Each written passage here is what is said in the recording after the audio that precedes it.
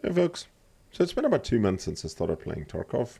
Really enjoying the experience, but there's a couple of things that I really wish I knew right from the start, which none of the guides actually give you. I actually found a lot of the info that was given doesn't apply to my region. So, living in South Africa, I have to connect to the African server. The closest European server is London with 170 millisecond ping, whereas to the Johannesburg server, I have a 4 millisecond ping. Now, in our region, things differed slightly, and my number one tip for new players that I want to really stress is don't worry about the weapon that you're using, worry about the ammo. I know a lot of people have said that, but I've found out the hard way.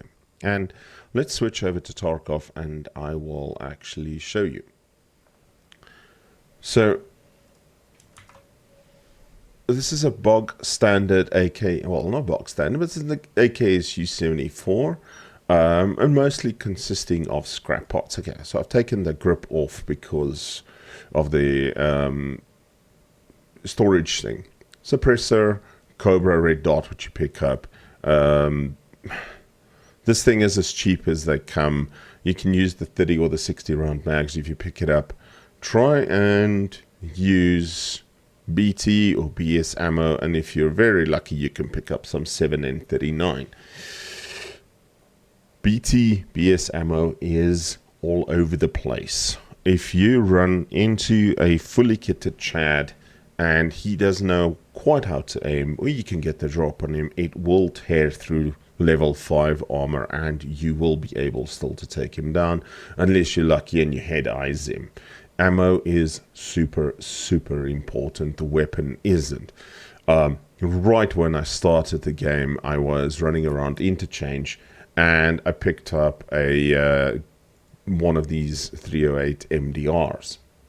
And it looked similar to this one, just a different scope. And I was just like all googly-eyed about this thing. And I fucking stored it in my stash for at least 3-4 weeks. I didn't want to touch it because of gear fear. Not realizing that it's actually just cluttering the fucking place. I had a couple of STM 9s. No, it's not a brilliant... It's not a brilliant SMG, the STM. It's a good starter weapon, and I know people that really make it work. And there's a streamer, Willers. He absolutely loves it. And I had these things quite pumped, but I was so scared to take them into the raid because I was scared of losing them. And I didn't realize how easy it is to actually make money so that I don't have to worry too much about the gear fear. And that brings me to the second point. The advice that was given to me right when I kind of started by some streamers is go customs. Customs is the map. I got my head kicked in so many times. The other thing is also learning spaces on the maps and not paying too much attention to the advice again on Reddit. So one of the first missions you get given by a therapist is you need to find 3 Salewa medical kits. And I was told, hey, the lower level of resort on Shoreline has a ton of medical bags. I, in my wisdom, didn't realize that this wonderful map here, and let's just change the scene to desktop. I didn't realize that this wonderful map here, East Wing and West Wing, is where all the keycards spawn. So every time I went in there, there was a fully geared Chad, and I called them the bomb squatters because they got the face mask. And they look like they're part of a bomb squad. They would just kick my ass because I'm running around there with a pistol and a Parker armor just looking for fucking some Salewas, and I didn't realize how stupid that was. It's so much of a wrong place. So get to know the maps.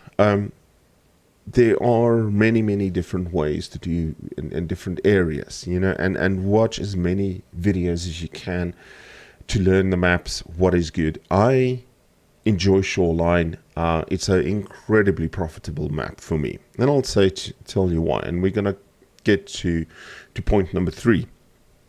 Is different maps suit different play styles, and making money is super easy in this game. Making money is super easy in this game.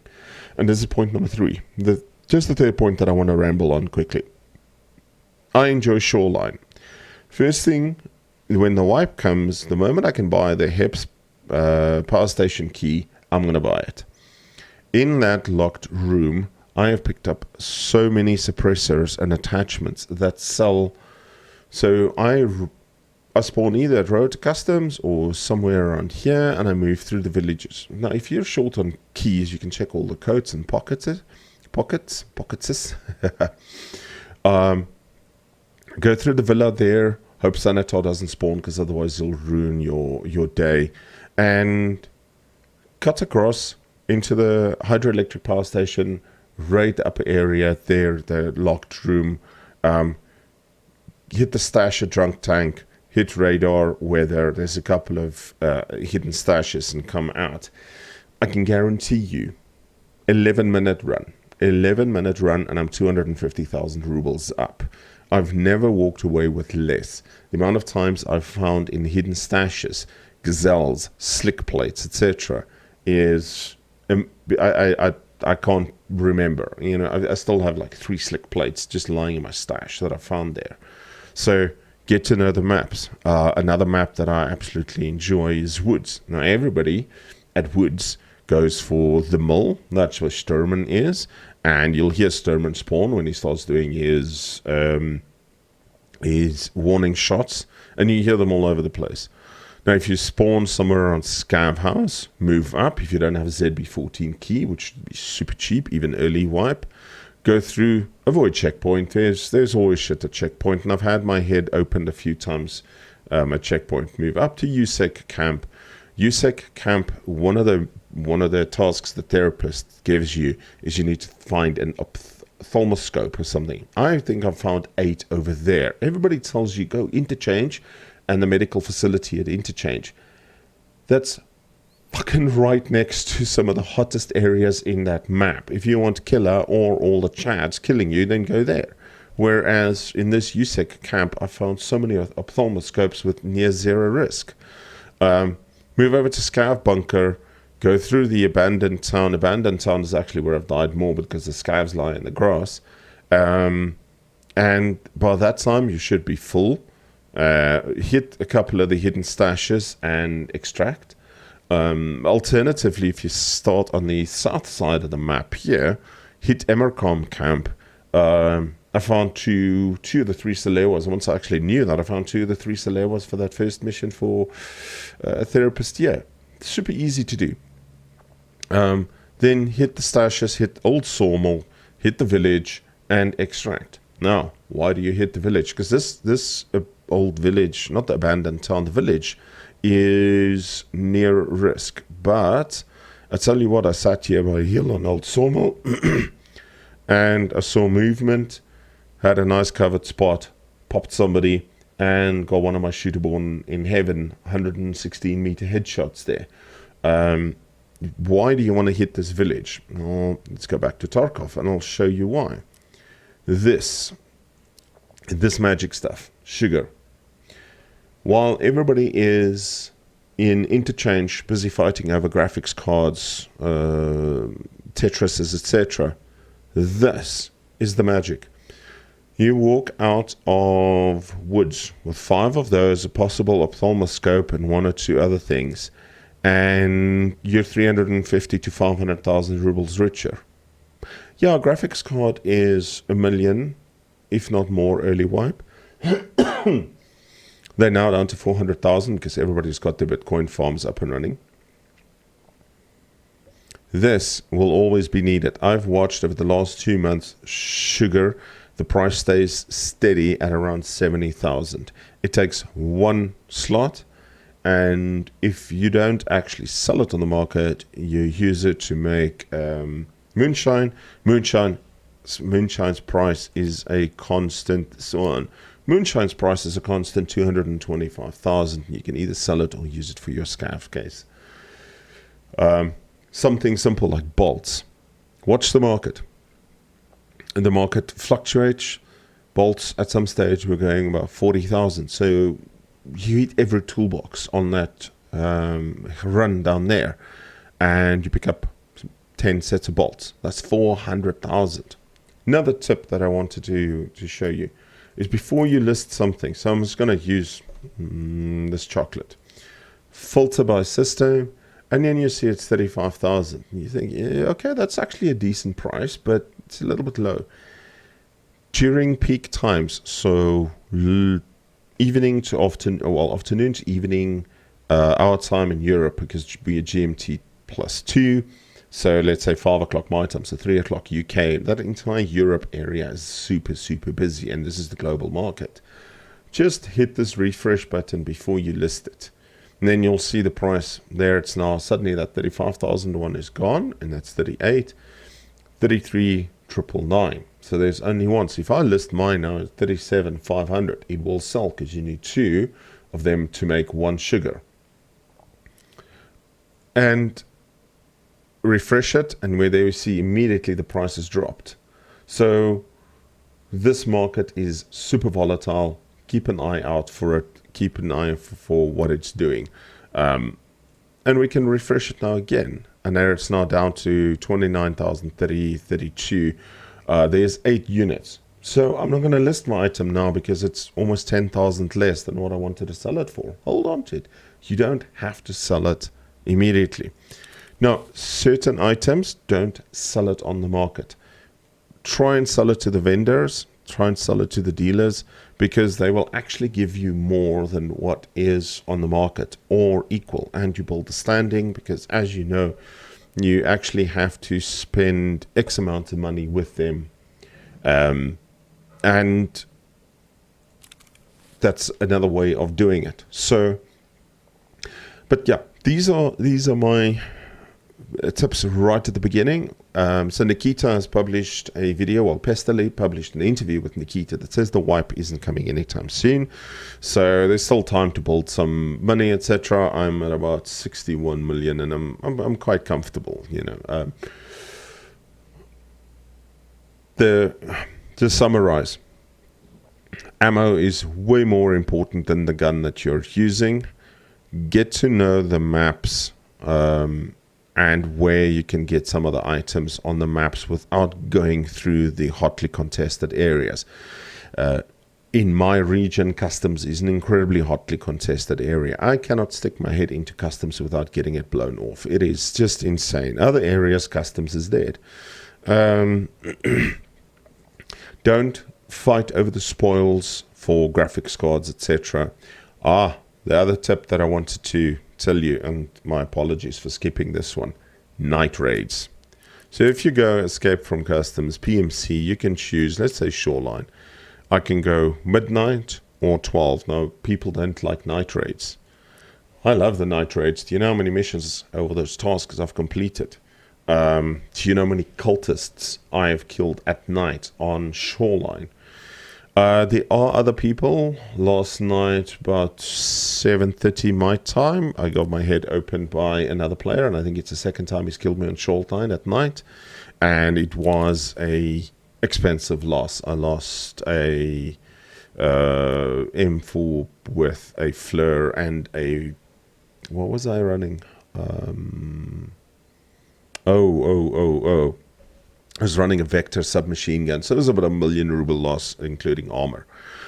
Let me show you one thing, though. If you've seen my video on cultists,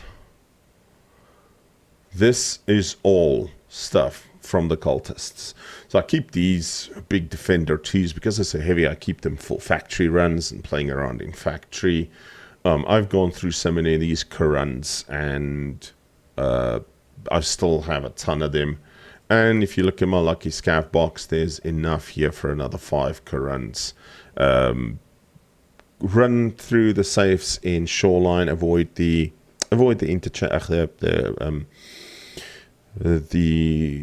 hotel facility. Avoid that. There's enough other safes. Safe in the weather station, 2 safes in Sanator's house, 2 safes next door to that. There's 5 safes. If you find these diaries there, 4 diaries.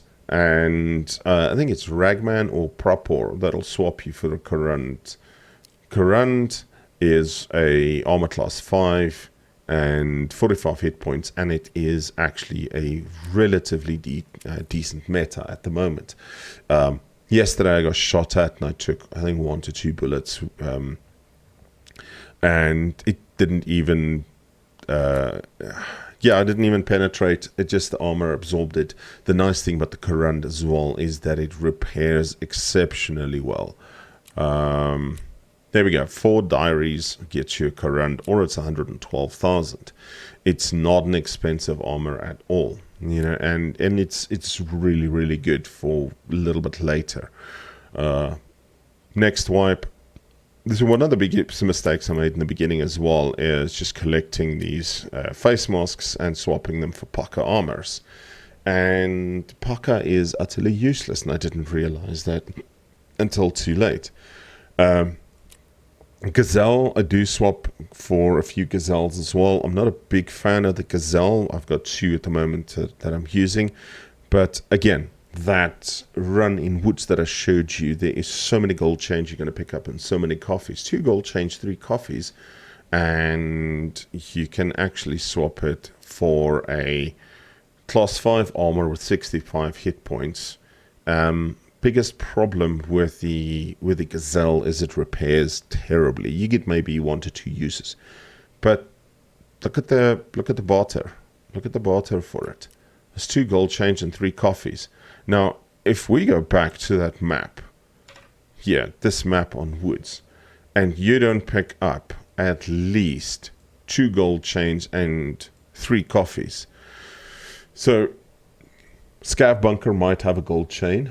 And then there's the other part of the bunker up there that will have a coffee.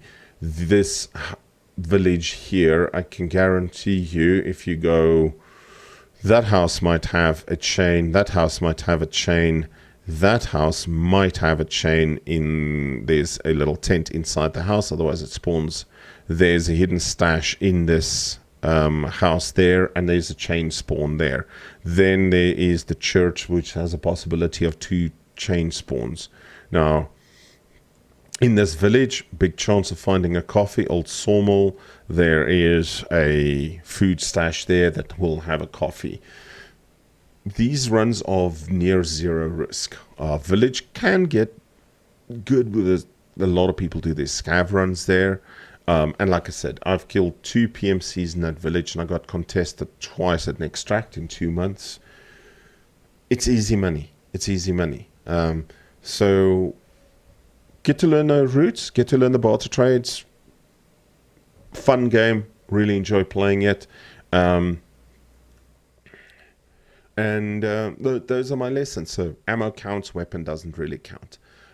Use your night raids. A lot of people don't like the night raids. A lot of the time you can still perfectly see what's going on during the night raids. Learn the routes that are not contested. Look at the market for items like sugar, chocolate, things that are relatively high barter items that you can swap for armor and better weapons. And the other thing is, do your tasks. Some of them are crap. Some of them are difficult. But try and get them done to get your standings up with the various vendors. I think the most difficult one that I had was killing 7 USEC for Skier, which then unlocked Peacekeepers' bunch of missions. And once I've actually got Peacekeepers' bunch of missions done, all my standings went up, including Jaeger. And now I've got level 4 with all of them. Lots of fun.